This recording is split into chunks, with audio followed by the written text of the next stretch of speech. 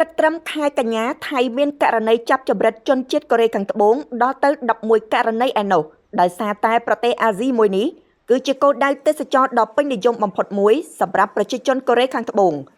សារព័ត៌មានកូរ៉េខាងត្បូង The Korea Economic Daily បានចេញផ្សាយនៅថ្ងៃអង្គារថាករណីចាប់ចម្រិតនៅប្រទេសអាស៊ីអាគ្នេយ៍អាស៊ានក្នុងឆ្នាំ2021មានចំនួន0ករណីនិងឆ្នាំ2022មាន1ករណីហើយឆ្នាំ2023-2024មានចំនួន5ករណីរបាយការណ៍នេះបង្កើតឡើងដោយផ្អែកលើទិន្នន័យរបស់ក្រសួងការបរទេសកូរ៉េខាងត្បូងដែលបានដាក់ជូនអ្នកតំណាងរបស់លោកគីមជេអុនមេដឹកនាំបកប្រឆាំងដ៏សំខាន់នៅកូរ៉េខាងត្បូងលោកគីមបាននិយាយថាដើម្បីឆ្លើយតបនឹងបញ្ហានេះ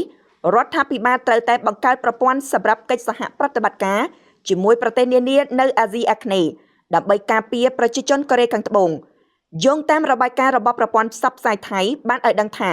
ជនជាតិកូរ៉េខាងត្បូងប្រហែល 1.86 លាននាក់